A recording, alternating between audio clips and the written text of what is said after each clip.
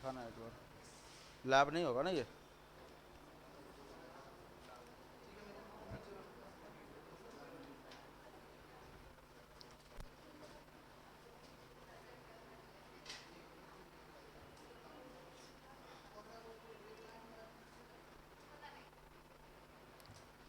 चलो देखो क्या करवा रहे थे हम। हरियंक वंश हो रहे थे ना, उसमें कहाँ तक करवाया था?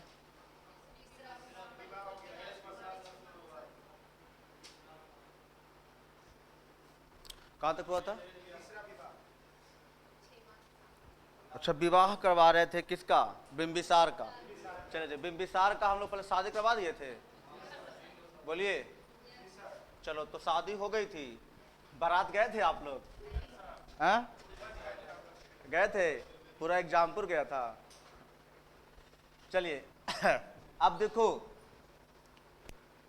अब सुनना बाद में, थोड़ा दिखाना कॉपी लास्ट क्लास वाली।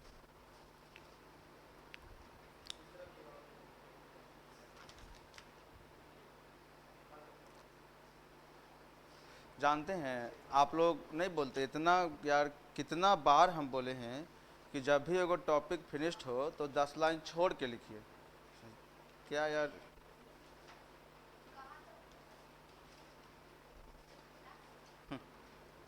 लीजिए देखो।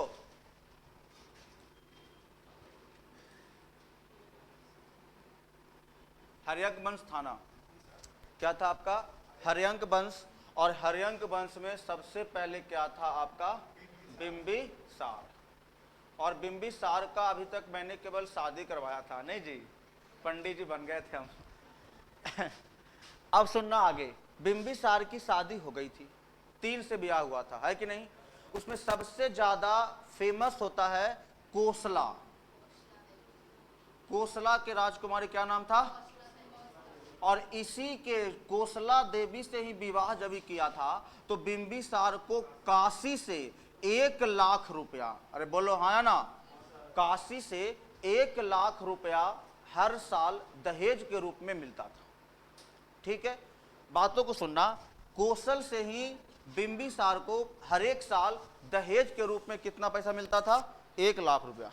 ठीक है ना, कितना मिलता था? 1 लाख रुपया। इसको बोला गया था कि हम दहेज में आपको पूरा काशी लिख दे रहे हैं, ले जाइए। बोले हाँ ना। और अब शादी विवाह में अब कट्ठा दुकट्ठा कौन पूछता है जी, लो पूरा काशी ही दे दिए, है कि नहीं? और पूरा काशी दे दिया था किसको? बिंबिसार को। लेकिन चूंकि बताए थे कि साधन कम थे, वहां से यहाँ जाने में पूरा वीरान था, केवल जंगल थे, पहाड़ थे और कुछ था नहीं। देख रहा है ये देखो जी, ये है कैलाश, सॉरी ये कौशल कहाँ में है? वैशाली में। अरे बोलो, कहाँ में है? वैशाली। और वैशाली गंगा कुछ पर, और आरवी गंगा के इस पर, दिखाई दे रहा ना। मतलब साफ है कि अब इसको यहां से यहां जाना है तो अब गंगा पार करना पड़ेगा। कोई आधुनिक उस टाइम ऐसे नहीं कि भाई नाव है तो स्टीमर है, पानी वाला जहाज है तो चल गए। बोले हाँ ना। तो उसकी यहां से जाने की स्थितियां खराब थी, तो इसीलिए कहा कि चलो कोई बात नहीं, तुम पैसा नहीं लो, जो जगह नहीं लो, हम तुमको यहां से सालाना जो आय आता है, जो सालाना जो इनकम होता है पर ईयर, वो 1 लाख रुपए आता है। और ये 1 लाख रुपया हम किसको दे देंगे? अपने दामाद को। ठीक है ना। और उस टाइम कौशल के राजा कौन था? प्रसेनजीत। कौन था? प्रसेनजीत। और इस टाइम कौन है? प्रसेनजीत। आगे सुनना। तो प्रसेनजीत राजा था और राजा से इसकी दहेज में पैसा मिल गया, 1 लाख रुपया। अब सुनना, अब आप ही समझो, इसको 3 जगह विवाह हो गया जी, और तीनों जगह एकदम शक्ति अधिक है, पावर अधिक है, और शक्ति अधिक है। तो अब ये कहेगा, इसके पास अहम की भावना शुरू हो गई। फैन बंद करवा दीजिए। हाँ, तीनों बिहार में है। नहीं, अभी तो काशी कहाँ में है जी? यूपी में। कौशल भी यूपी में। उस टाइम की हम बात कर रहे थे तब। आई बात सुने, फैन ऑफ कर दो। हाँ,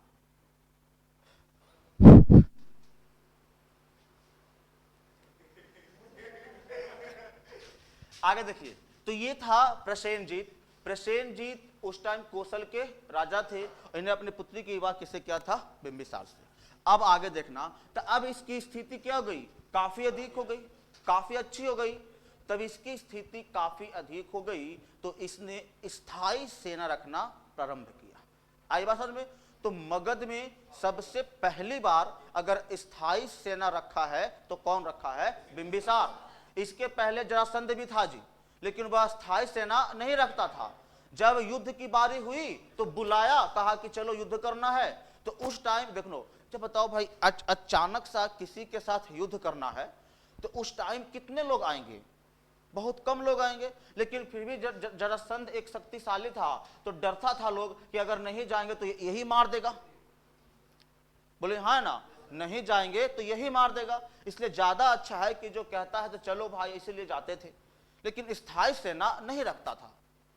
पहली बार मगध में कोई स्थायी सेना रखने का काम कौन किया है? तो बिंबिसार किया है। और जब स्थायी सेना मतलब कि कंटिन्यू रहना है, जब स्थायी सेना रखेगा तो उसको पेमेंट भी देगा। जब पेमेंट कहां से देगा? जब वह स्थायी कर लगाएगा।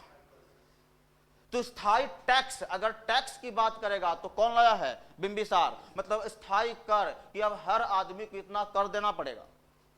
फिर स्थायी सेना, अगर स्थायी सेना की बात करेगा तो कौन लाया है? बिंबिसार। और इन सभी के सहयोग से किस पे आक्रमण करता है? अंग पर, और अंग को जीत जाता है। आई बात समझ में? अब देखो जी, इस टाइम अंग कमजोर हो गया है और इस टाइम अंग के राजा कौन है? कल बताए थे, ब्रह्मदत्त। कौन है? ब्रह्मदत्त। और ब्रह्मदत्त को हराता है और पूरे अंग को निचोड़ के कहां लेकर चल जाता है? मगध साम्राज्य में। अब देख ही रहा है इधर कौशल सब इसके क्या है? रिश्तेदार हैं। तो इसकी स्थिति, मगध की स्थिति देखो धीरे धीरे कितनी अधिक होते जा रही है। मौर्य वंश आते आते मगध हमारा परंपार हो जाएगा जी। पूरा पाकिस्तान, पूरा अफगानिस्तान, पूरा भारत, कर्नाटक के श्रवणबेलगोला तक, इतनी स्थिति किसकी हो जाएगी? मगध की। और उसके बाद जैसे ही मौर्य वंश पहुंचेगा तो मगध की स्थिति डाउन होना शुरू होगा। और यहां से देखो, यहां से मगध चढ़ रहा है ऊपर और यहां से डाउन होगा। तो कल मैंने केवल बिंबिसार को 3 शादियां करवाई थी। आज लिखो, बिंबिसार ने क्या रखा? स्थायी सेना रखा। काशी से हर एक साल 1 लाख इनकम लिखा था कल? नहीं लिखे थे? शादी के वक्त लिखो, कौशल से, कौशल के काशी से लिखना, कौशल के काशी से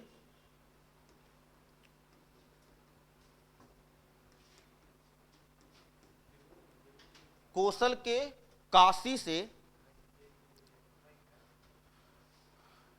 कौशल के काशी से प्रत्येक साल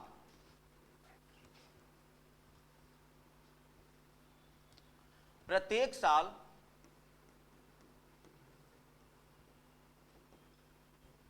प्रत्येक साल 1 लाख रुपया, प्रत्येक साल 1 लाख रुपया प्रसेनजीत ने, कौन दिया था? प्रसेनजीत। प्रसेनजीत ने दहेज स्वरूप, दहेज स्वरूप बिंबिसार को दिया। ठीक है ना? किसके स्वरूप? दहेज स्वरूप बिंबिसार को दिया। बिंबिसार को दिया। अब देखो जी, ये बिंबिसार को काशी से 1 लाख रुपया मिलना शुरू हो गया। अब इसकी स्थिति, टैक्स आ रहा है तो पैसा भी आ रहा है, पैसा भी आ रहा है, पैसा आ रहा है तो कौन नहीं चाहेगा कि हम अपना स्थिति मजबूत करें? पैसा भी है, इसके पास रिश्तेदार भी मजबूत मजबूत हैं, तो सेना रखना जरूरी होगा। इसीलिए कह दिया कि बिंबिसार ने मगध में पहली बार, बिंबिसार ने स्थायी सेना रखना शुरू किया। तो इस पॉइंट को लिख लो कि मगध में पहली बार बिंबिसार ने,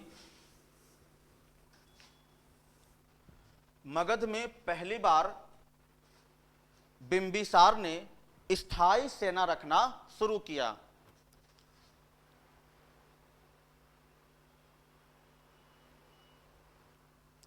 स्थायी सेना रखना शुरू किया। अब बताओ, अगर वो स्थायी सेना रखेगा तो फिक्स है कि नियमित टैक्स लगाएगा। ठीक है, तो आगे लिखो कि बिंबिसार ने स्थायी कर लगाया। आप नहीं लिख रहे हैं? बिंबिसार ने स्थायी कर लगाया, मतलब टैक्स। क्या लगाएगा? स्थायी कर लगाएगा। अब देखो, शुरुआत से बात को समझना जी। बिंबिसार के साम्राज्य की राजधानी कहां थी, ये पहले बताइए। राजधानी कहां थी? अरे, गिरिब्रज राजधानी था। किसके टाइम में? बृहद्रथ वंश के टाइम में। गिरिब्रज या कहिए या तो फिर राजगीर कहिए, तो राजगीर या गिरिब्रज राजधानी कहां था, किसके टाइम में? गिरिब्रज बृहद्रथ वंश के समय में था। तो बताओ, बिंबिसार के समय में क्या राजधानी राजगीर ही है या चेंज हुआ है? बोलिए। तो बिल्कुल सही, इसने अपनी राजधानी में कोई छेड़छाड़ नहीं किया है और इसने अपनी राजधानी कहां रखा है? बिंबिसार ने अपनी राजधानी राजगीर में ही रखा है, लेकिन अभी भी इसका नाम गिरिब्रज ही है, अभी राजगीर नहीं हुआ है। आई बात समझ में? तो इस बात को लिख लो कि बिंबिसार ने अपनी राजधानी राजगीर में ही रखा, मतलब कहां? गिरिब्रज में ही रखा। बिंबिसार ने अपनी राजधानी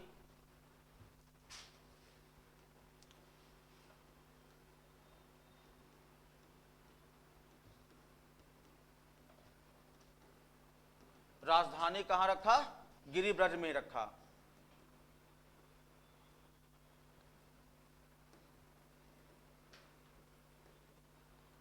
गिरिब्रज बोले तो राजगीर। अपनी राजधानी कहां रखा? राजगीर में ही रखा। आई बात समझ में? चलो अब देखो आगे, लगभग बिंबिसार की सारी बातें हो गई हैं, ठीक है ना? बिंबिसार की लगभग सारी बातें हो गई हैं। इसने स्थायी सेना रखा, स्थायी कर लगाया, 3 विवाह किया, शादी किया, राजगीर में राजधानी रखा। ठीक है, अब देखो आगे जी। आपको पता होगा कि बिंबिसार 15 वर्ष में ही राजा बना था। बोलो हाँ या ना? और लगभग इसको 14 और 15 वर्ष की उम्र में क्या हो गई थी? शादी हो गई थी। ठीक है, अब देखो, हाँ एक बात और लिखना जी, इसने अंग को कहां मिला लिया था? अपने साम्राज्य में, और अंग में अपने बेटा कुनिक को वहां का क्या बना दिया? शासक। आए बात समझ में? तो अंग देश का अभी राजा कौन है? कुनिक। ठीक है, क्या लिखा कि उसने अंग देश को, ब्रह्मदत्त को हराया था? लिखा? लिखो, बिंबिसार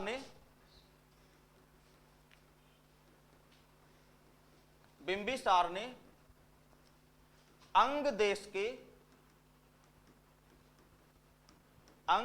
के राजा कौन था? ब्रह्मदत्त। ब्रह्मदत्त को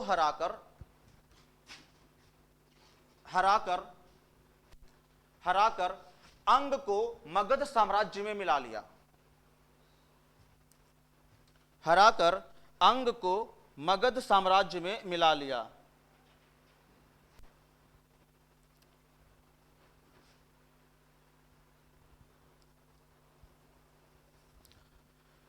मगध साम्राज्य में मिला लिया। उसी में लिखा नीचे डैश देके, अंग देश के राजा, अंग देश को शासक कहिए या गवर्नर कहिए, अंग देश का गवर्नर अपने बेटा कुनिक को बनाया। अंग देश का राजा या गवर्नर अपने बेटा किसको बनाया है?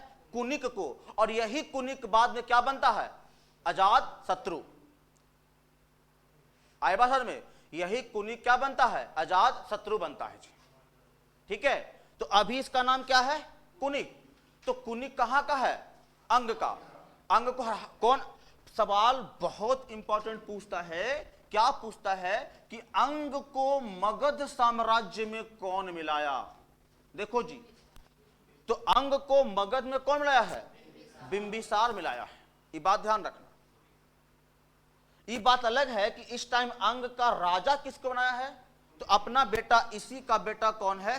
कुनिक। और बाद में इसी का नाम क्या पड़ता है जी? अजात शत्रु। जो किसकी बेटा, किसका बेटा है? और माता का नाम कोसला देवी। माता का नाम क्या है? कोसला देवी। उसी कोसला देवी का ही संतान है जी। और बताओ, उसी कोसला देवी पर ही आक्रमण, उसी कोसल पर जो कि राजा कौन थे? प्रसेनजीत। और वहां ही आक्रमण करता है कौन? अजात शत्रु। और ये आक्रमण करता है तो अपने ननिहाल से ही, इसका नानी घर हुआ जी, तो अपने नानी घर से ही क्या कर लेता है? बैर कर लेता है। आई बात समझ में? तो चलेंगे कहां? अजात शत्रु की कहानी में। पहले अभी हम लोग देख लेते हैं बिंबिसार के बारे में। तो हमने देखा कि बिंबिसार ने अंग को मिला लिया कहां? मगध में। और अंग का भी राजा किसको बैठा दिया है? अपने बेटा कुनिक को। कई बार बहुत अच्छा सवाल पूछता है कि बिंबिसार के राजवैद्य का नाम जीवक था, ठीक है ना? और जीवक वाली बात लगभग बहुत इंपॉर्टेंट सवाल बन जाता है। तो जीवक हमेशा ध्यान रखना कि जीवक किसके राजवैद्य था? तो बिंबिसार का। तो ये बात लिख लेना कि बिंबिसार का राजवैद्य कौन था? जीवक था। जीवक इसलिए इंपॉर्टेंट हो गया कि इसने काफी किसके क्षेत्र में? चिकित्सा के क्षेत्र में काफी नाम कमाया था। कौन? बिंबिसार। तो बिंबिसार का राजवैद्य मतलब उसके राज का वैद्य है जी। और वैद्य किसको कहते हैं उस जमाने में? डॉक्टर को। आई बात समझ में? उस जमाने में वैद्य क्या है? डॉक्टर है। तो राज वैद्य का ही नाम क्या है? जीवक। और ये बहुत बार सवाल पूछा है कि जीवक किसके राज्य में वैद्य था? तो बिंबिसार के वैद्य में। बिंबिसार के समय में कौन था? जीवक। आगे इसी में लिख लेना कि बिंबिसार के ही समकालीन गौतम बुद्ध थे जी। इस टाइम गौतम बुद्ध चल रहे थे और गौतम बुद्ध की मृत्यु होती है 483 बीसी में अजात शत्रु के समय में। तो अब सुनना कि बिंबिसार के समकालीन कौन है? गौतम बुद्ध। तो इस बात को लिख लेना जी। समकालीन के मतलब कि उस काल में, उस समय में जीवित हैं। तो एक महान आदमी कौन है? गौतम बुद्ध। तो इस बात को लिख लेना कि बिंबिसार के समकालीन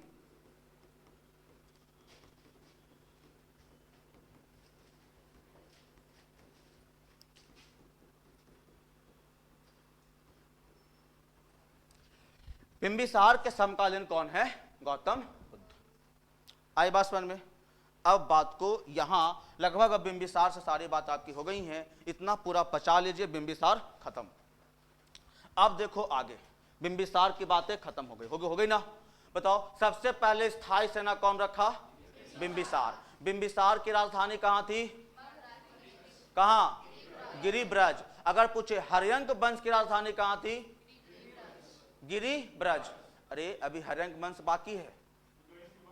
हाँ ठीक है ना, अभी उदयन आएगा तो अपना राजधानी चेंज करेगा, ठीक है। अगर सवाल में पूछ दे कि हर्यंक वंश की राजधानी थी और ऑप्शन में रहे राजगीर और पटना दोनों, तब ऑप्शन ई होगा।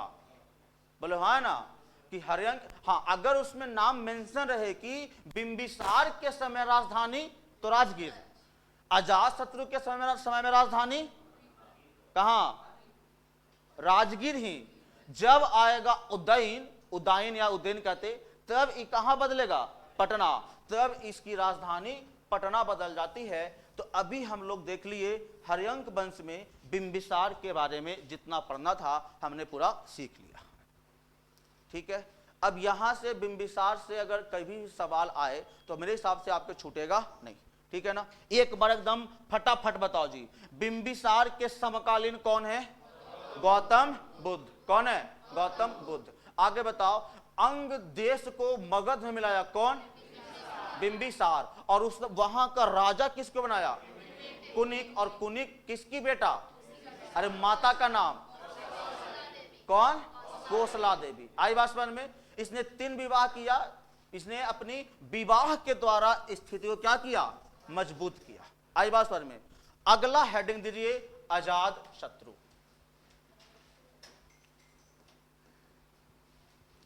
अगला हेडिंग दीजिए अजाद शत्रु।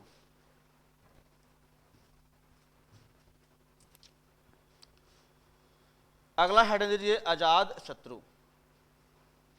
अब कहानी सुनिए, बड़ा मजा आएगा जी। अजाद शत्रु की कहानी सुनिए और लगभग बात यहीं पे याद भी हो जाएगा। ठीक है, इसका नाम क्या है? अजाद शत्रु। ठीक है, लेकिन इसका मूल नाम की बात करेगा तब कुनिक। बोलो हाँ कि ना? ये तो बात याद रहेगा जी। अब देखना, ये जो अजाद शत्रु दिख रहे हैं, इसी अजाद शत्रु का मूल नाम क्या है? मूल नाम क्या है? कुनिक। और हम अभी बताए कि ये जो कुनिक है, ये कुनिक कहां का राजा बन बैठा है? अभी अंग देश का। बोलो है, ये कुनिक कहां का राजा है? अंग का। तो ये अभी अंग का राजा बना हुआ है। कौन? कुनिक। अब बातों को सुनना। देखो, अजात शत्रु ने अपने पिता का हत्या करके राजा बनता है जी। बोलो हाँ ना? पिता का हत्या करके क्या बनता है? राजा बनता है। अब आपके मन में सवाल आ रहा होगा कि सर, पिता की हत्या काहे कर दिया? बोलिए, बिल्कुल मन में सवाल आ रहा होगा कि पिता के आके हत्या काहे कर दिया? ऐसा तो बिल्कुल गलत बात है, गलत बात है। अब सुनो, अभी ई कहां है? अंग का राजा, खुद ही राजा है। लेकिन अभी अंग एक छोटा सा प्रदेश था, मगध बड़ा हो गया था। तो सभी के मन में खुजली होता है कि हम भी राजा नहीं बने। अब बताओ, उम्र की गैपिंग बहुत कम है जी, 14-15 साल में विवाह हो रहा है। अब देख रहा है कि इसका जो पिता है 85 साल का हो चुका है और बेटा भी तो 70 पार कर रहा है। बोलो हाँ है ना? अरे कहने का मतलब है समझो कि 85 साल में कौन है? बिंबिसार। तो बेटा भी 70 पार कर रहा है, क्योंकि उम्र का डिफरेंस कितने का है? 15 साल का। और 15 साल में विवाह हो जा रहा था। अब बताओ, 85 साल में बाबू एकदम टनाटन है जी, और 70 साल में ही हाँफ रहा है। अभी देखता है किसी का देखना, एकदम बाबू जी टनाटन रहेंगे और बेटा हाँफे लग गया कम उम्र में। तो ये देख रहा है, क्या लगता है कि अभी मेरे बाबूजी 10 साल और जिएंगे और मेरा 5 से 6 साल में बेड़ा पार है, तो क्यों ना हम इसको पार लगा दे, राजा हम बन जाएं। तो पिता का हत्या करने का उस टाइम का मेन कारण क्या था? उम्र का डिफरेंस, कम उम्र का डिफरेंस था कि भाई एकदम कम उम्र में। अब बताओ जी, बाप और बेटा दोनों जवान हैं, बोले हाँ ना? और देख रहा है कि मात्र उम्र का बहुत कम डिफरेंस है। तो अगर कोई बाबूजी कोई गलत निर्णय ले तो कहेगा कि भाई आपने गलत किया, दोनों में बहस हुआ, मार दिया। तो जब भी पिता की हत्या की बात आएगी, हमेशा, हंसने वाली बात नहीं, केवल गौर समझिए, जब भी पिता की हत्या की बात आएगी तो हमेशा ध्यान रखना कि पिता की हत्या तभी होगी जब उसका उम्र का डिफरेंस कम हो। अभी देखा कि 15 साल में क्या हो गया? उसका शादी हो गया, तो 16वां सा बच्चा पैदा होएगा ही होएगा। तो यही कारण है कि इसकी क्या हो गई? पिता की हत्या कर दी। इसलिए अजात शत्रु को पितृहंता वंश कही जाती है। क्यों? क्योंकि इसने सभी को क्या किया? अपने पिता को हत्या करके राजा बनता है। अब सुनो ध्यान से, अभी और कहानी सुनिए। अब ये क्या किया कि बिंबिसार को हत्या कर दिया। बात को सुनना ध्यान से, क्या कर दिया? बिंबिसार को पार लगा दिया। कौन? अजात शत्रु। और अजात शत्रु बिंबिसार को मार के जब राजा बनता है, तो इसके जो नानी है, नानी घर कौन? वैशाली कोसला देवी। सुनना ध्यान से जी, ये जो कौशल था, ये कौशल के जो राजा कौन थे? प्रसेनजीत। बातों को सुनना। तो ये प्रसेनजीत ने कहा कि देखो, ये मेरा जो नाती है, इसका क्या हुआ जी? नाती हुए ना, भगना हुआ। अच्छा, हाँ जो भी हो, भगना। अब सुनो ध्यान से, मतलब कि ये प्रसेनजीत का बिंबिसार क्या हुआ? दामाद। दामाद हुआ ना?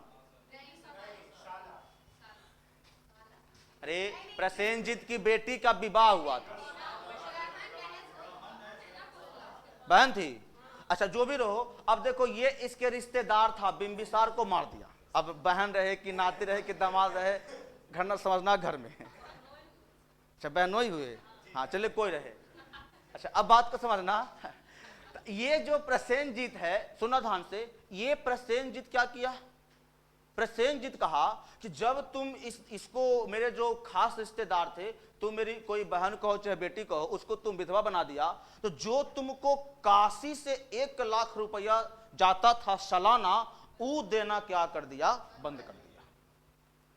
क्या कर दिया? देना बंद कर दिया।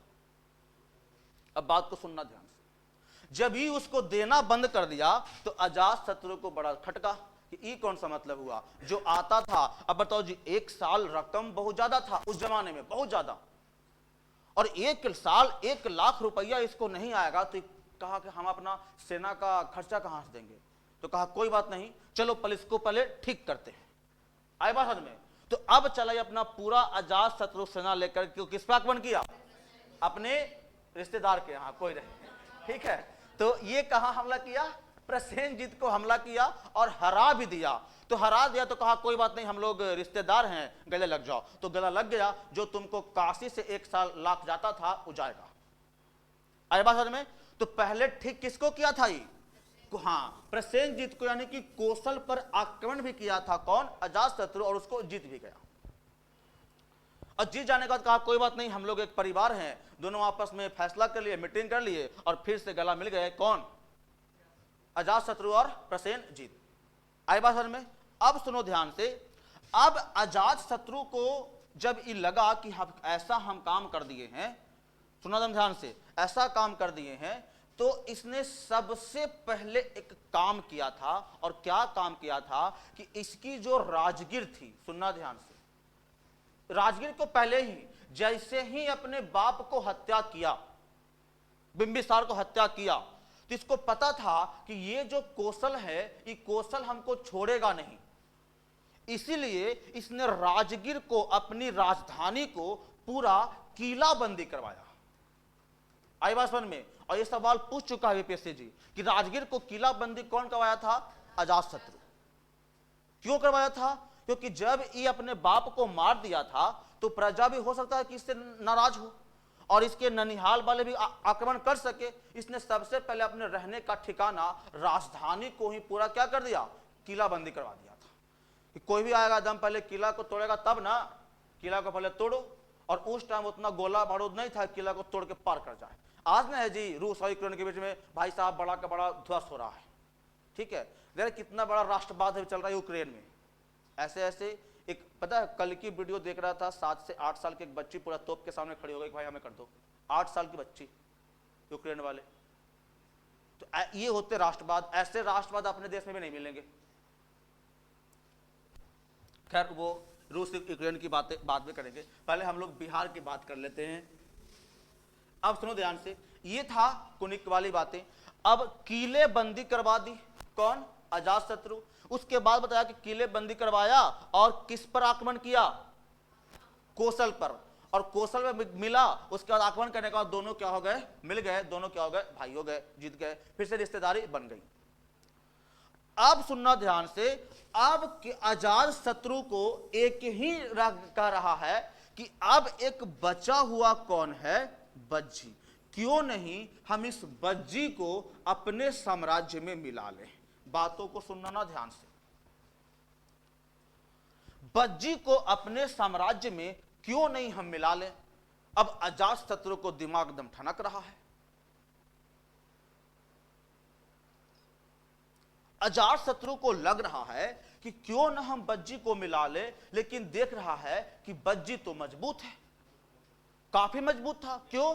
क्योंकि बज्जी में लोकतंत्रात्मक शासन था। क्या था? लोकतंत्रात्मक शासन था। यहां कई राजा थे और सभी राजा का समूह मिलकर के प्रजा के सहयोग से यहां क्या चल रहा था? शासन चल रहा था। अजातशत्रु को लगा कि नहीं, अभी अगर हम बज्जी पर आक्रमण भी करें तो हमको एकदम पीस देगा जी, पिस्ता बना देगा, चटनी बना देगा।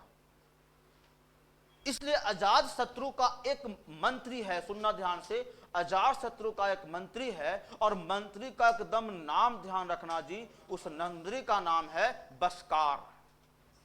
क्या नाम है? बस्कार। अब देखो कितना बढ़िया कूटनीति कर रहा है बस्कार। बस्कार कह रहा है कि हुजूर आप हमको अपने राज्य से निकलवा दीजिए और कह दीजिए कि तुम बज्जी के सपोर्ट करता है, हम तुमको अपने साम्राज्य में नहीं रखेंगे।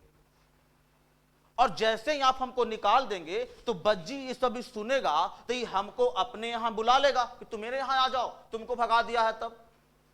और जैसे ही हम इसके यहां जाएंगे तो इसके जो लोकतंत्रात्मक है इसको हम अपने ही सभी राजाओं में फूट डलवा देंगे। और फूट डलवाएंगे तो जब इस एक दूसरे का सहयोग नहीं करेगा तब हम आपको कहेंगे कि आ जाइए और इसको समाप्त कर दीजिए।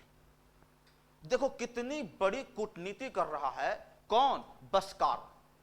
और बसकार एकदम नाम ध्यान रखना जी, कोई साइकिल मोटरसाइकिल नहीं है, सीधे क्या लाओ?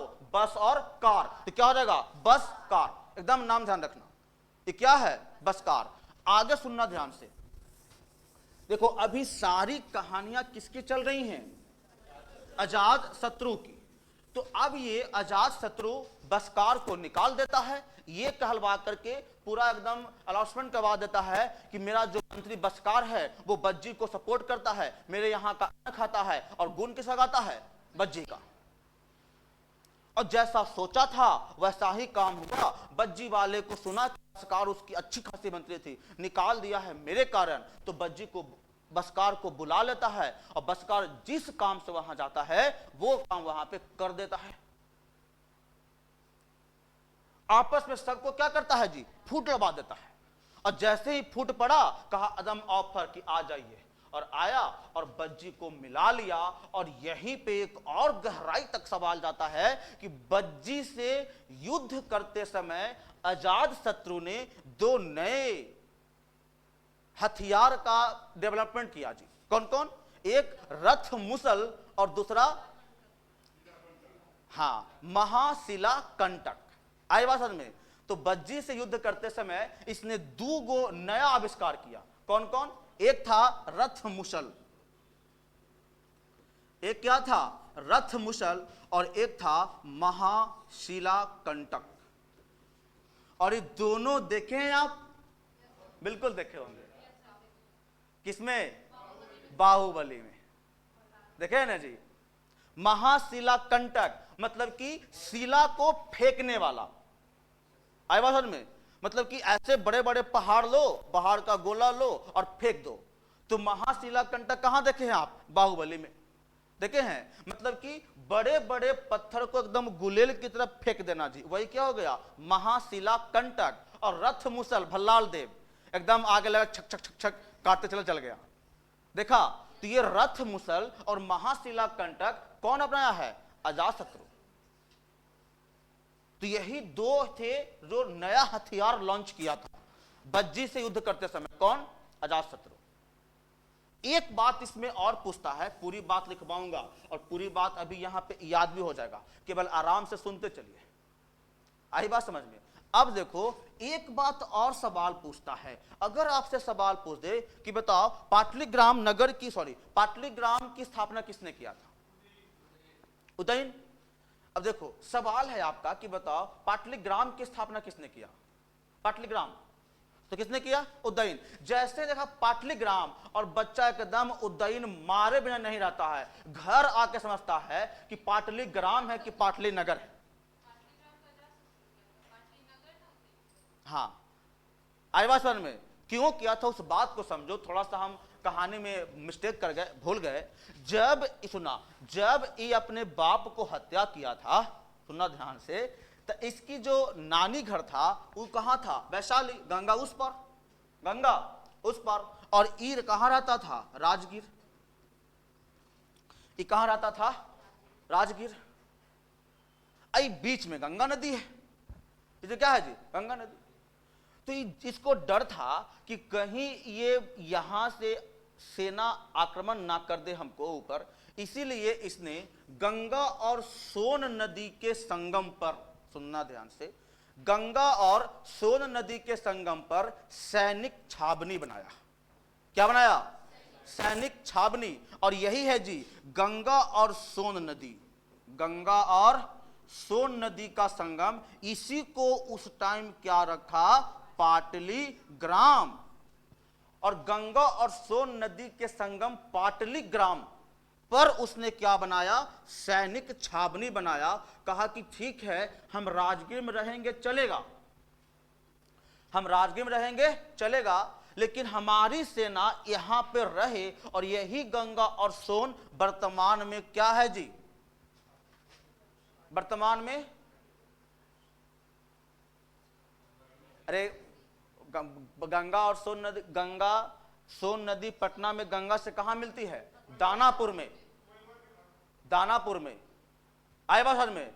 तो शुरुआत में जो आप देख रहे हैं ना दानापुर, यही दानापुर पाटली ग्राम था।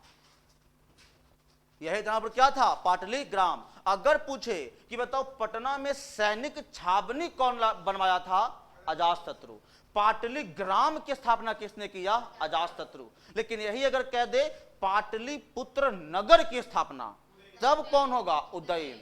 पाटली ग्राम कहे तो केवल ध्यान क्या रखना? अजातशत्रु। बाद में ग्राम देखता है, बाद में घरे आवे के बाद कि पाटली ग्राम था, और हम पहले ऑप्शन देता है उदयन। बच्चा पाटली ग्राम, अरे मारो उदयन सेट बनाए। और जहां देखो 50,000 भी सेट बना लोगे ना, और एक बार केवल खाली कंसेप्ट समझे हुए रहेगा, तो अपने आप आंसर बनेगा। तो कंसेप्ट समझेगा तब ना जी। अब देखो ये लगभग आपने पूरा अजातशत्रु की कहानी सुन लिया, ठीक है। अब इसको हम क्या करेंगे?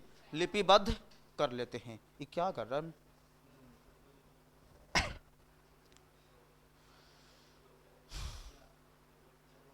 लिखिए, ऊपर आप हेडिंग दे दो, अजातशत्रु।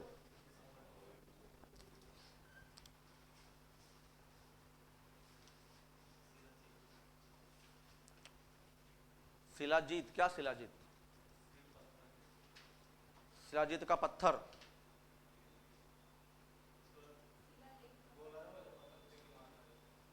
उसको क्या बोले?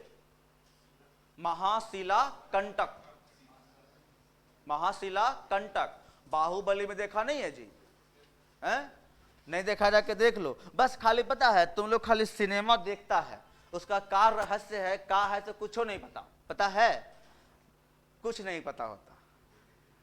बस उसमें जितना केवल आगे लिखो, है कि नहीं?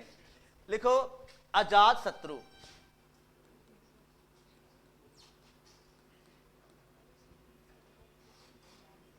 अजातशत्रु। सबसे पहला लिखो अजातशत्रु का मूल नाम क्या था? मूल नाम क्या था? कुनिक। पहले ये बात को लिखना, और ये भी लिख लेना कि राजा बनने से पहले यह अंग देश का गवर्नर था। मूल नाम क्या था? कुनिक।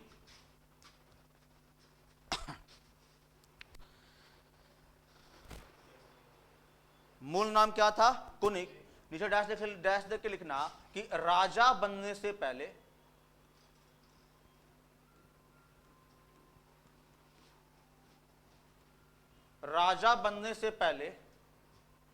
यह अंग देश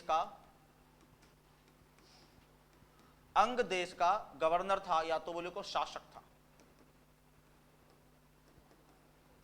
अंग देश का शासक था।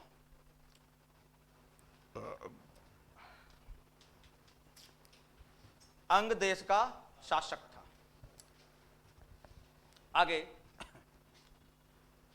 आगे लिखो, इसने अपनी पिता की हत्या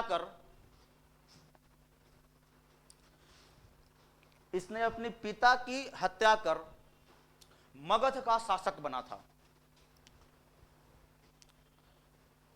इसने अपनी पिता की हत्या कर मगध का शासक बना था। एकदम जी देख रहा है। कहानी एक बार सुन लेने के बाद लिखने में कोई हर्ज लग रहा है? सब अपने आप याद होगा, नहीं होगा? केवल बिहार की बात यही बता रहा हूं। अब अगर आप प्राचीन इतिहास पढ़ते ना, तो इसको में हम और जोड़ा जाता 2-4-5 लाइन, तो 2-4-5 लाइन रहने भी आप लोग। अरे इसमें ईसा पूर्व की कोई फिर करना, इतिहास में जहां डेट गया तो फिर आपको इतिहास टफ लगने लगेगा। 483 अभी मैंने एक ब्रेक लगाया है, 483 लगाया ना, तो जहां पे ब्रेक लगाने वाला बात लगा ना, वहां पे डेट लगा देंगे। बार बार डेट के चक्कर में सबसे ज्यादा डेटे कंफ्यूज आता है।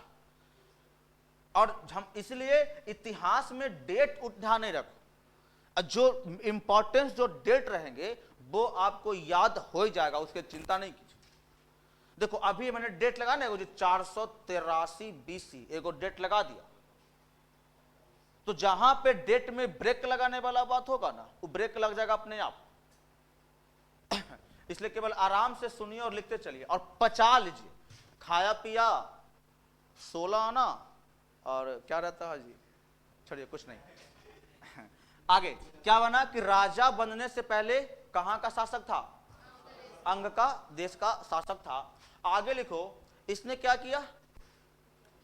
अपने पिता को हत्या कर मगध का शासक बना।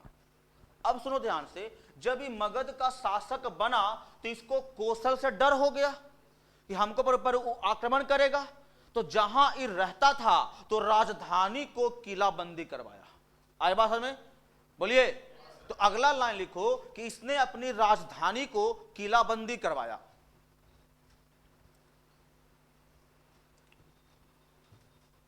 इसने अपनी राजधानी को किलाबंदी करवाया। एकदम लाइन बाय लाइन मैच कर रहा है, इसने अपनी राजधानी को किलाबंदी करवाया।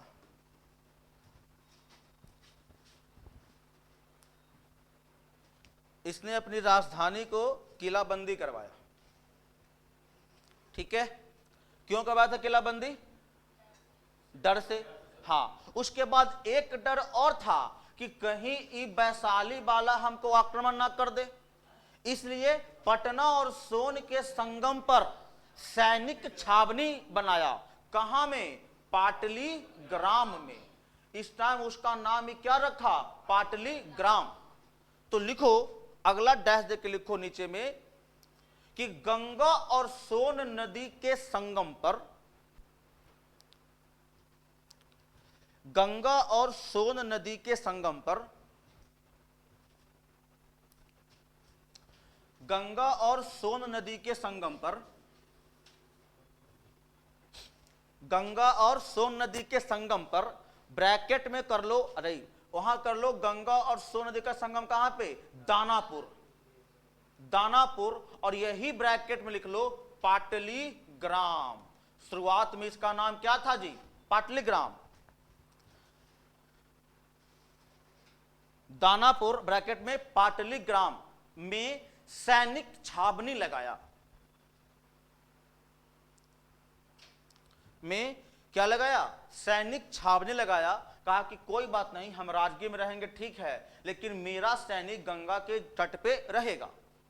ठीक है, तो पाटली ग्राम की स्थापना अजातशत्रु, पाटलिपुत्र नगर की स्थापना उदयन। ये बिल्कुल ध्यान रखना।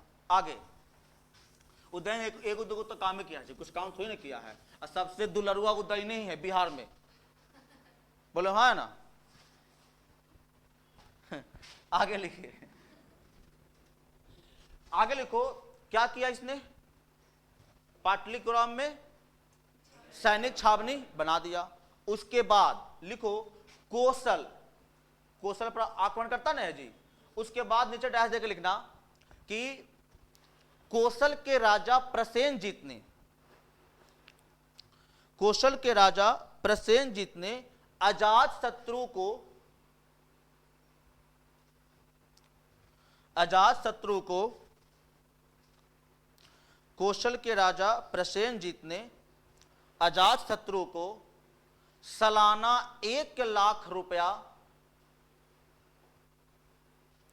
सालाना 1 लाख रुपया पर रोक लगा दिया। क्यों लगाया था? क्योंकि बिंबिसार को हत्या कर दिया था। सालाना 1 लाख रुपया क्या लगा दिया? रोक लगा दिया। रोक लगा दिया, जिसके कारण अजातशत्रु ने कौशल पर आक्रमण किया। जिसके कारण अजातशत्रु ने,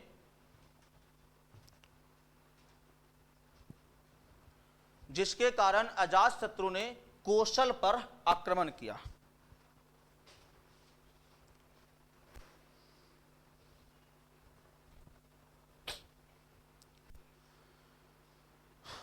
आक्रमण किया और जीत भी गया था, है ना जी, आक्रमण किया और जीत गया।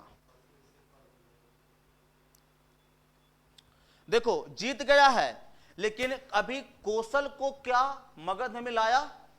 नहीं मिलाया। क्यों? क्योंकि कहा कि कोई बात नहीं, हम लोग क्या है, रिश्तेदार हैं, तुम अपने यहां रखो और काशी का 1 लाख रुपए सालाना जाएगा।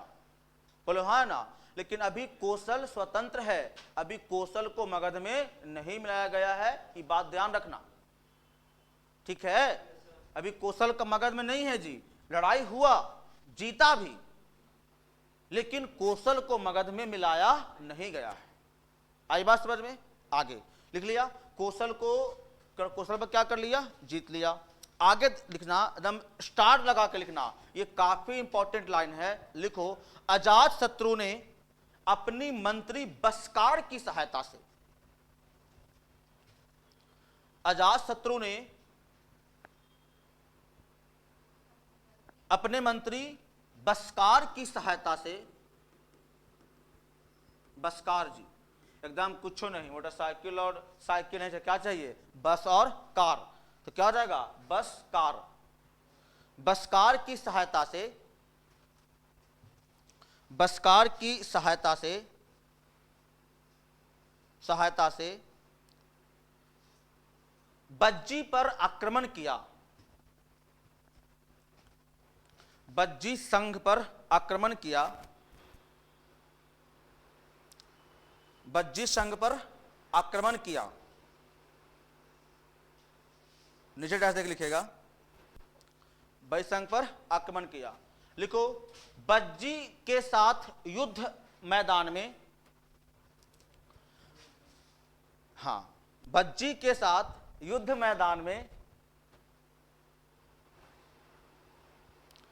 बज्जी के साथ युद्ध मैदान में अजात शत्रु ने 2 नए हथियार, अजात शत्रु ने 2 नए हथियार, 2 नए हथियार महाशिला कंटक, बाजीबा नामों है जी, दिखाई दे रहा है, महाशिला कंटक, देखो में लगता था जी, नहीं, कितना बड़ा बड़ा पत्थर फेंका रहा है, महाशिला कंटक और रथ मुसल, और रथ मुसल, महाशिला कंटक और रथ मुसल का प्रयोग किया, महाशिला कंटक और रथ मुसल का प्रयोग किया। आई बात समझ में? और यही नहीं, बज्जी को जीतकर मगध में मिला लिया। आगे लिखो, बज्जी को मगध में कौन मिलाया है? अजात शत्रु। और अंग को कौन मिलाया है? बिंबिसार। ये बात ध्यान रखना, नीचे डैश देके लिखो कि बज्जी को जीतकर, बज्जी को जीतकर मगध साम्राज्य में मिला लिया।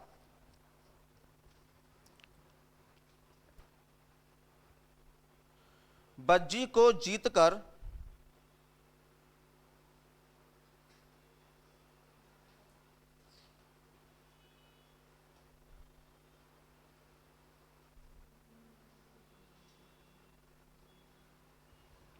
बज्जी को जीतकर कहां मिला लिया? मगध में मिला लिया। आगे आगे देखना, देखो इसी के समय जी, किसके समय? अजात शत्रु के समय 483 बीसी में गौतम बुद्ध की मृत्यु होती है। आवाज समझ में? किसकी मृत्यु होती है? गौतम बुद्ध की मृत्यु होती है। तो अब सुनो, ये गौतम बुद्ध की मृत्यु हुआ तो पहली बार बौद्ध संगति का आयोजन भी कौन करवाता है? अजात शत्रु। कहां करवाएगा? राजगीर में, क्योंकि इसकी राजधानी कहां है? राजगीर। तो ये भी बात लिख लो। अब सुनो, सुनो पहले, चलो सुनो, तुरंत भर में एकदम भाई बोलो कि एकदम सीधे कलम हथियार आ जाता है हाथ में, जिन्हें एकदम सीधे तुरंत भोंकी देंगे। अरे भाई थोड़ा सा रुको। अब देखो ध्यान से, देखो हमने कहा कि 483 बीसी, देखो मैंने एक डेट मेंशन कर दिया किया, और 483 बीसी में क्या हुआ? गौतम बुद्ध के निर्वाण की प्राप्ति होती है, मर जाते हैं गौतम बुद्ध। तो जैसे ही गौतम बुद्ध मरते हैं तो अजात शत्रु ने, अच्छा संगीति का मतलब क्या होता?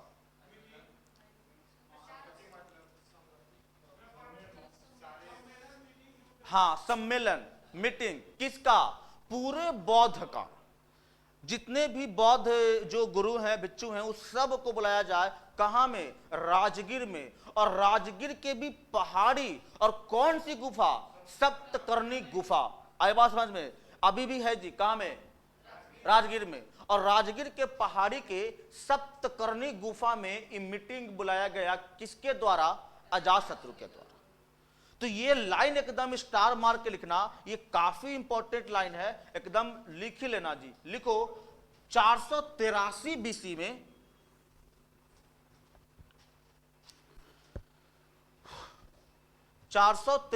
बीसी में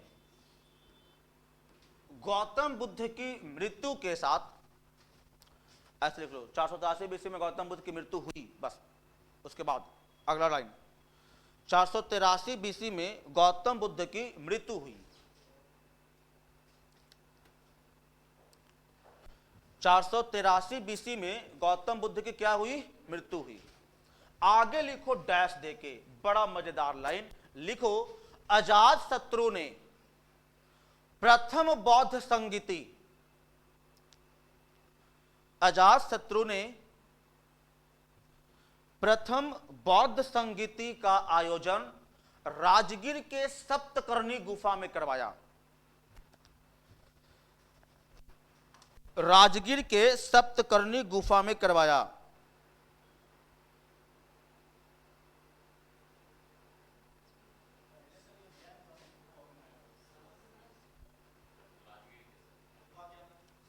सप्तकर्णी, राजगीर के सप्तकर्णी गुफा, सप्तकर्णी, राजगीर के सप्तकर्णी गुफा में करवाया। ठीक है, तो पहली बार बौद्ध संगीति कब हुआ? 483 बीसी में। किसके शासनकाल? अजात शत्रु। कहां हुआ? राजगीर। ये तीनों बात पूछता है। ठीक है, चलो अब देखो, लगभग आपका अजात शत्रु की जो बातें थी वो आपने पढ़ भी लिया, लिख भी लिया और सुन भी लिया। देखिए एक बार, और कुछ छोड़ देना लाइन, जो कहानी बताए सब लिखवा दिया गया, बोलिए। हाँ, पहले जैन धर्म था, मृत्यु जब हुआ ना तो ये बौद्ध धर्म बन जाता है, तो वो उतना इंपॉर्टेंस नहीं है। आगे आगे देखिए, अब सुनो ध्यान से। अब अगला राजा कौन आता है? उदयन। कौन आता है? उदयन। और उदयन छोटा है, उसको देख ही लो। देखो उदयन एक दुलरुआ राजा है, ये एक ही को काम है किया था जीवन में। हाँ, ये कहा, सुनो ध्यान से, इसकी बात सुनना, इसका कोई काम नहीं था।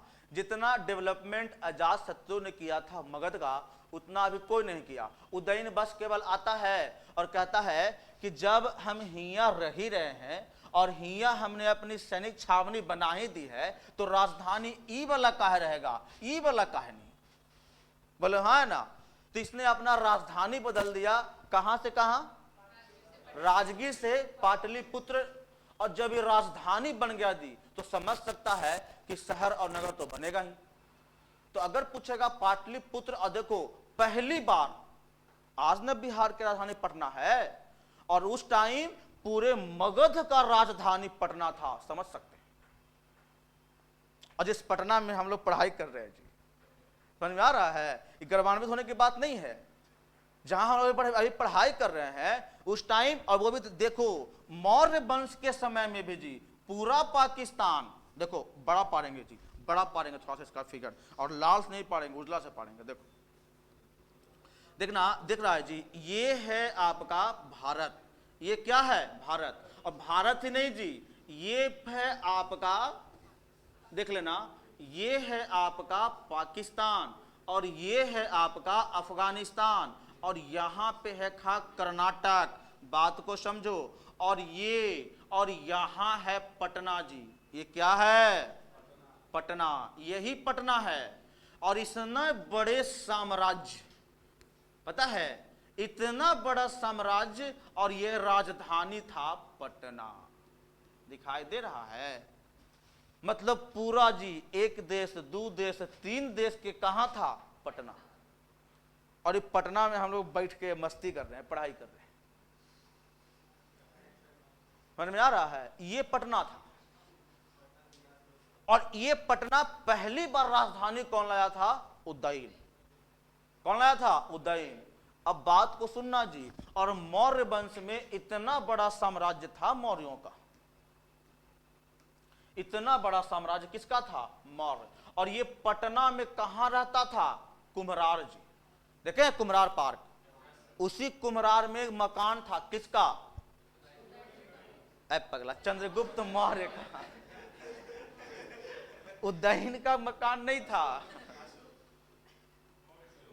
चंद्रगुप्त मौर्य का। अरे महाजनपद काल के बाद कौन आएगा? मौर्य आएगा ना जी। कौन आएगा? मौर्य आएगा। और ये चंद्रगुप्त मौर्य इतना बड़ा साम्राज्य बनाता है, और यही चंद्रगुप्त मौर्य का मकान कुम्हरार में था। हाँ, अभियो का खंडहर बचा है, वहां पे किसी को जाने का अलाउड नहीं है, पूरा बाउंड्री मार दिया है। बाउंड्री चौहद्दी पार करके जाएगा तो पुलिस आपको ठोकेगी। हाँ, पूरा मकान लकड़ी का रहता था। और पता है, इसका भी एक और कहानी था जी। जिस रूम में, जिस कमरा में एक दिन सोता था, दूसरा दिन से वो कमरा में पैर नहीं रखता था। कौन? चंद्रगुप्त मौर्य। सोचो, इसकी जो घर था, इसका जो मकान था, वो कितना बड़ा होगा। ये अपने जीवन में किसी भी कमरा में 2 दिन नहीं रहा, मतलब 2 रात नहीं सोया। समझ सकते हैं? ये कौन था? चंद्रगुप्त मौर्य। और कहां रहता था? पटना में, कुम्हरार में। तो चंद्रगुप्त मौर्य की कहानी बड़ा लाजवाब होगा, बड़ा मजा आएगा सुनने में। और उससे ज्यादा सुनने में किसका आएगा मजा? अशोक का। ठीक है। और चंद्रगुप्त मौर्य का बेटा कौन? बिंदुसार। बोलो हाँ ना, बिंदु समान सार होता है। ठीक है। तो अगला बार बड़ा मजा आएगा। खैर, अभी हम लोग उदयन के बारे में बात कर रहे थे, केवल हम दिखा दिया कि देखो इतने बड़े साम्राज्य पटना है, और हम लोग अभी पटना में रह रहे हैं। बाद में दिल्ली राजधानी बना, लेकिन शुरुआत में पूरा मगध, तेरा 3 देश का राजधानी पटना रहता था। और यहां से चंद्रगुप्त मौर्य कमांडिंग करता था जी, कि दम देखो वहां क्या हो रहा है, वहां क्या हो रहा है। समझ में आ रहा है? ये था चंद्रगुप्त मौर्य, और पटना में ताना शहंशाहगिरी करता था। ठीक है। तो खैर, चंद्रगुप्त मौर्य की कहानी में और इंटरेस्ट आएगा। देखो, इतिहास इंटरेस्टिंग चैप्टर है जी। ठीक है। हिस्ट्री और केमिस्ट्री बड़ा इंटरेस्टिंग है। खैर, केमिस्ट्री नाम ले लिया, ठीक है ना। तो हिस्ट्री और केमिस्ट्री वास्तव में क्या है जी? बहुत इंटरेस्टिंग है। खाली आराम से पढ़ते चलिए और सुनते चलिए। आगे हेडिंग दो, उदयन। क्या हुआ?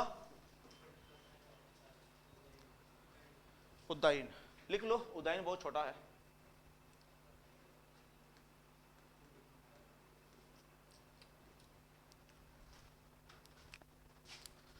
एकदम 4-5 लाइन छोड़ी के लिखिएगा। ठीक है। बार बार हम कह रहे हैं, कुछ अगर मान लिया कि सेट बेट बनाया जाए तो 2-4 लाइन रह जाता, लिख लो।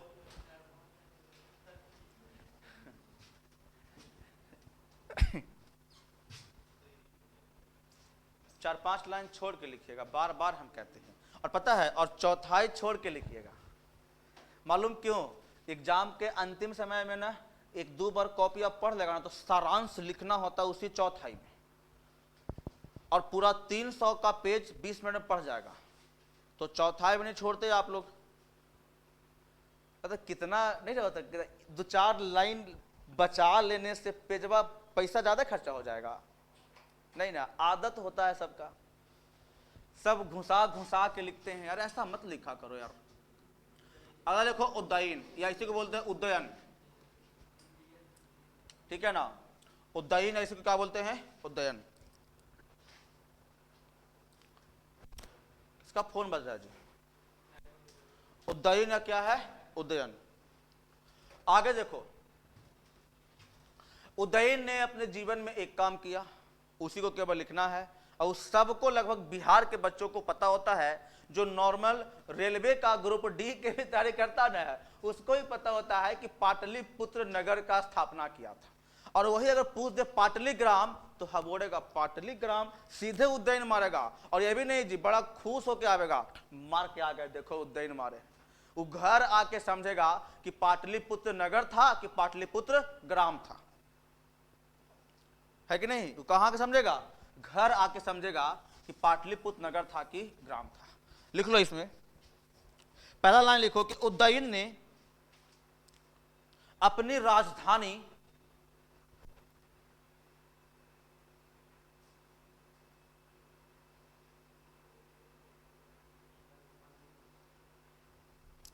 उदयन ने अपनी राजधानी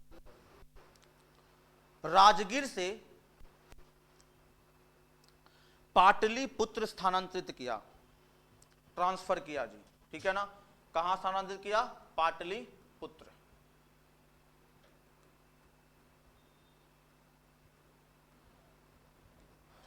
पाटलिपुत्र स्थानांतरित किया, पाटलिपुत्र स्थानांतरित किया। अभी तुरंत सब सुनेंगे जो आज पढ़ाए हैं, ठीक है? और मेरे हिसाब से टनाटन आपको याद भी होना चाहिए, है कि नहीं? बिल्कुल होना चाहिए जी। पाटलिपुत्र नगर की, आगे लिखो नीचे डाल देके, गंगा और सोन नदी के संगम पर, गंगा और सोन नदी के संगम पर गंगा और सोन नदी के संगम पर पाटलिपुत्र नामक नगर या शहर की स्थापना किया। पाटलिपुत्र नामक नगर या शहर की स्थापना किया।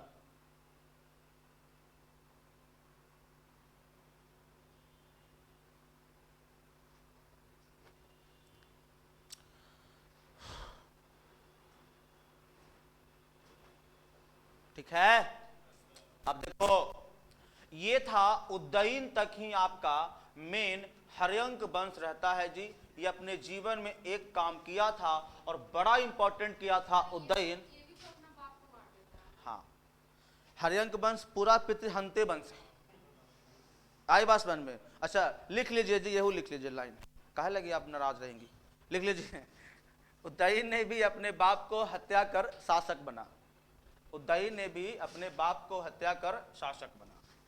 चलिए आपकी भाई बातों को रखा जाए, लिख लीजिए कि उदयन ने अपने बाप को हत्या कर शासक बना। और कुछ?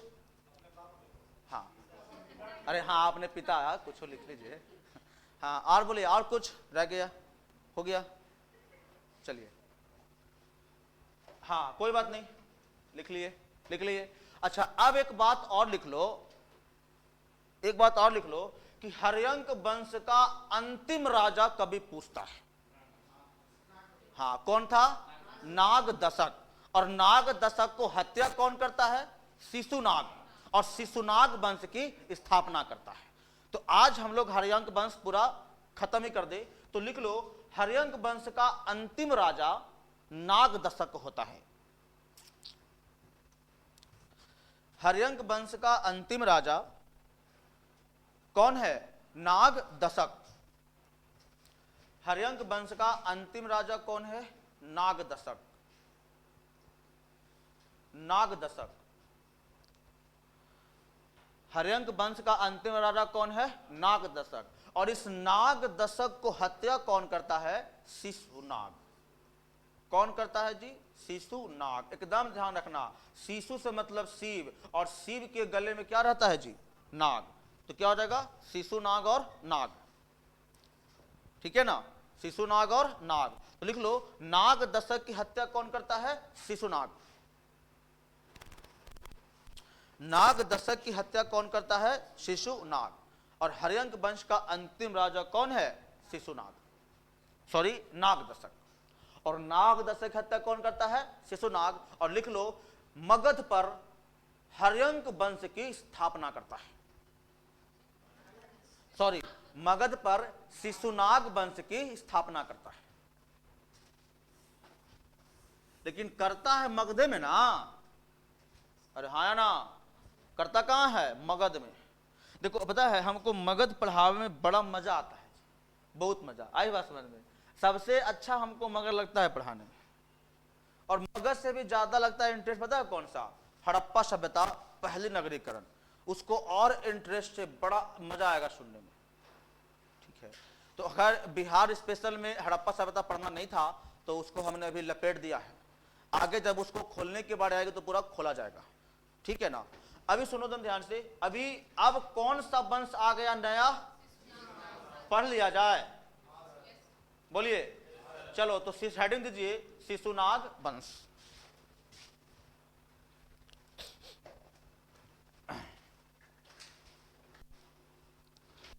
हेडिंग दीजिए, शिशुनाग वंश। बोलो। अच्छा नहीं, पहले एक बार रिवीजन राउंड, जो पढ़ाई किए, ठीक है ना, तब शिशुनाग। चलिए, आज मैंने हर्यंक वंश पूरा शुरुआत किया और खत्म भी किया। बोलो हाँ या ना? हर्यंक वंश शुरुआत हुआ और समाप्त भी हुआ। हर्यंक वंश के बाद कौन आएगा जी? शिशुनाग के बाद हम पहले ही दिन बताए थे, क्वा? हसीन। बोलो हाँ या ना? ह से हर्यंक और सी से शिशुनाग और न से नंद। बोलो कोई दिक्कत है? नहीं है। चलो अब सुनो ध्यान से आप लोग।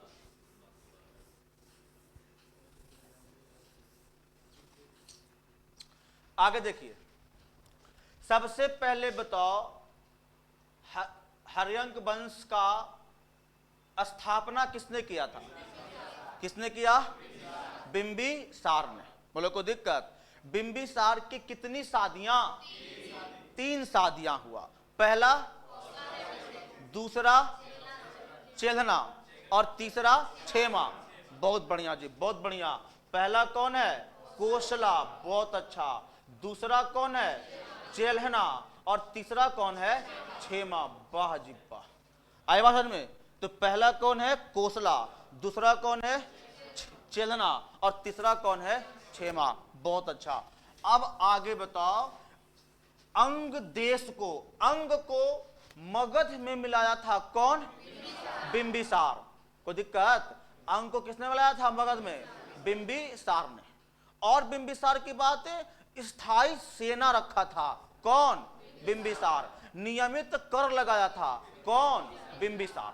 और इसके समकालीन थे, किसके समकालीन? गौतम बुद्ध के समकालीन थे कौन? बिंबिसार। फिर बताओ, अजात शत्रु इसका बेटा, अंग के राजा, सॉरी आंसर बोल दिया मैंने बताया कि राजा बनने से पहले यह कहां का गवर्नर था? अंग का। ठीक है ना? और बताओ, अंग अजात शत्रु के माता का क्या नाम था? कोसला देवी। और सबसे पहले राजधानी को किला बंदी करवाया कौन? अजात शत्रु। पाटली ग्राम नगर की स्थापना, हाँ बिल्कुल ध्यान रखना जी, कौन है? अजात शत्रु। पाटली पुत्र ग्राम कहे या पाटली ग्राम कहे या पटना में सैनिक छावनी की बात करें, तो पहली बार पटना का डेवलपमेंट कौन करवाया है? अजात शत्रु। बाद में उदयन उसको राजधानी बनाता है। जब राजधानी ही बन जाएगा तो नगर और शहर तो बनेगा ही बनेगा। बोले हाँ ना? हाँ। अब देखो, अब आगे देखना। उसके बाद हमने बताया किसने किसको अपने साम्राज्य में मिलाया? बज्जी को। किसके मदद से? बस्कार। एकदम ध्यान रखना, मंत्री कौन था? बस्कार। और पूरा कूटनीति करवाया जी, याद है कूटनीति? कहा कि दम हमको आप अपने राज्य से निकाल दीजिए और हम कहां जाएंगे? बज्जी में जाके मिल जाएंगे। और जो लोकतांत्रिक है, कई राजाओं के मिल के जो संगठन चला रहा है, हम उसी को क्या करेंगे? आपस में तोड़ देंगे, फोड़ देंगे। और जब हम तोड़ के फोड़ देंगे तो आप आके जोड़ लीजिए। बोले हाँ ना जी, ये किसका काम क्या है? तोड़ना फोड़ना। और ये आगे कोई बात नहीं, हम आकर के जोड़ देंगे। तो ये अपना मगध में इसको जोड़ लेता है, किसको? बज्जी को। तो एकदम मंत्री की सबसे अहम रोल होती है, कौन सा? बसकार। और एकदम ध्यान रखना, बस और कार है कौन? मंत्री। किस टाइम? वो नंद वंश आएगा ना, धनानंद, तब सिकंदर आवेगा, अभी नहीं। आई बात समझ में? अभी अभी नंद वंश के आवे तो ना, इंटरेस्टिंग कहानी का भी इंटरेस्टिंग और मजा आएगा। आई बात समझ में? अभी नंद वंश आएगा ना, सिकंदर आएगा, तब उस टाइम देखना बोधि वृक्ष जहां गौतम बुद्ध के ज्ञान की प्राप्ति हुई थी, ये कैमा पीढ़ी के पेड़ है पता है? चौथी पीढ़ी का पेड़ है। आई बात समझ में? मतलब 3 बार पहले वो कट चुका है बोधि वृक्ष। पहली बार कौन कटवाया था? नहीं, पहली बार अशोक की पत्नी ही कटवा दी थी। काहे भाई? तो अशोक जब देखे, जब नहीं कहा कि रणभेरी की जगह पर धमभेरी होगा, धम घोष होगा, बोले हाँ ना, रणभेरी की जगह पर कहा कि धम घोष की उपासना किया, तो जैसे ही धम किया तो इसका हमेशा बोधि वृक्ष के आसपास ही मंडराता था। कौन? अशोक। अपने पत्नी को समय भी नहीं देता था। कौन? अशोक। तो खिसिया करके कहा कि ले, जब बोधि वृक्ष ही नहीं तो तुम हमको पास रहेगा ना, तो क्या किया, ये बोधि वृक्ष को ही कटवा दिया। कौन? उसकी पत्नी। नाम क्या था उसकी पत्नी का? याद क्या था? यशोधरा कहां आ गया अशोक की पत्नी रे?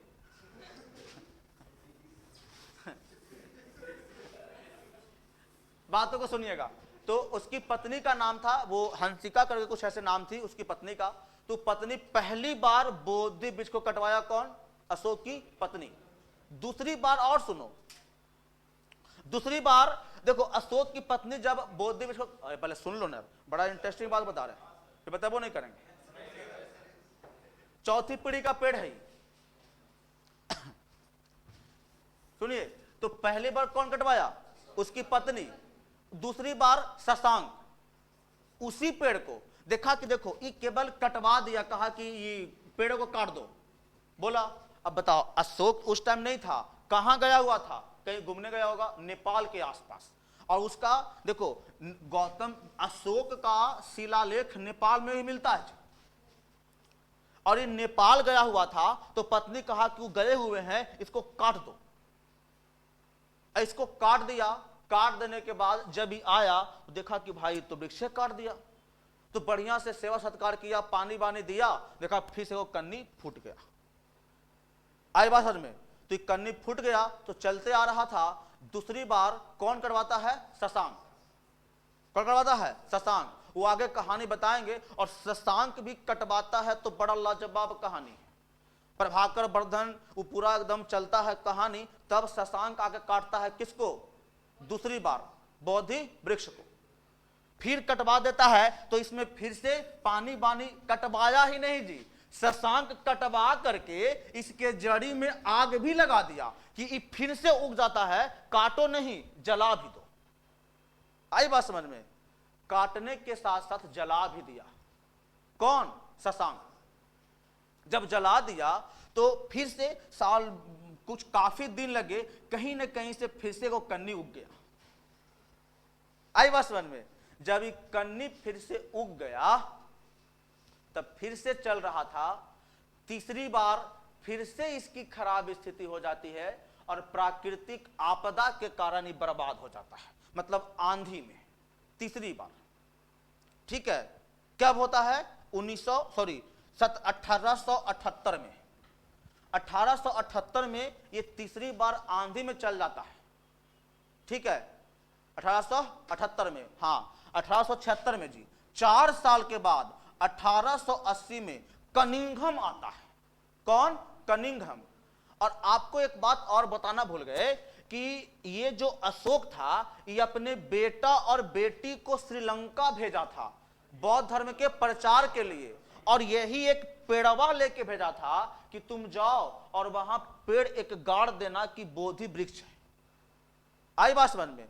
तो बाद में कनिंघम को पता चला कि बोधि वृक्ष का, इसी वृक्ष का सट्टा कहां लगा है? श्रीलंका में। तो वहीं से फिर से एगो सट्टा लगवा करके यहीं पे आके लगा दिया 1880 में। आई बात समझ में? तो वही वाला वृक्ष अभी तक रह रहा है। तो पहला बार कटवाया उसकी पत्नी, पहला पीढ़ी का पेड़। दूसरा बार शशांक, दूसरा खत्म। तीसरा बार आंधी, तीसरा खत्म, इक्कीसवां पीढ़ी हुआ, चौथा। चौथा पीढ़ी का पेड़ अभी चल रहा है हमारा बोधि वृक्ष, और यहां बोध गया से सट्टा लगा करके, सट्टा लेकर के पटना के बुद्धा पार्क में भी लगाया गया है। ये जो पटना है ना शहर के बगल में बुद्धा पार्क, वहां भी उसी बोधि वृक्ष का सट्टा लेके कहां लगाया गया है? पटना में। देखा है? तो बुद्धा पार्क कभी जाओगे ना, देख लेना, वही बोधि वृक्ष है जी। चौथे पीढ़ी का अगर पूछे कि कितना उम्र हुआ है, तो 1880 और अभी 2022 लगा सकते हैं 142 वर्ष। आई बात समझ में? लगभग 142 वर्ष अभी उस वृक्ष का हो रहा है। और सुनो, श्रीलंका वाला अभी वही वाला पेड़ है जी जो अशोक वहां लगवाया था। ठीक है, तो ये था बोधि वृक्ष की कहानी। गौतम बुद्ध, अरे बौद्ध धर्म पढ़ा दिए हैं, बिहार में नहीं ना है पढ़ना?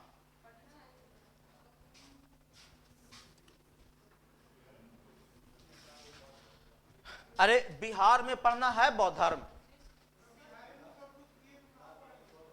हाँ तो पढ़ाया जाएगा। हेलो, पढ़ाना मैं क्लास में।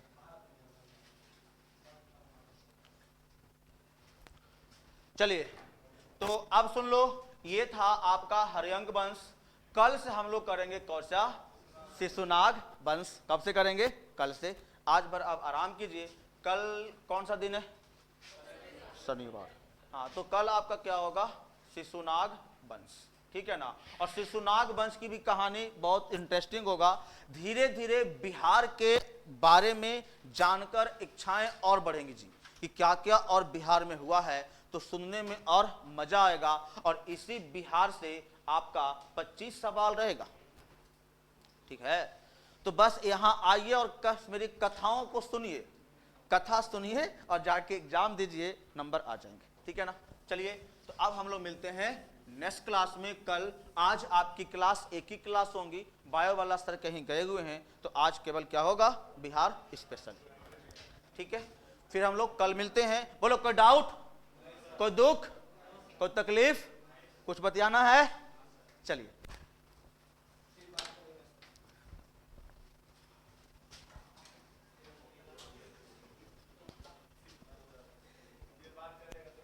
हाँ बोलिए, क्या बोलो?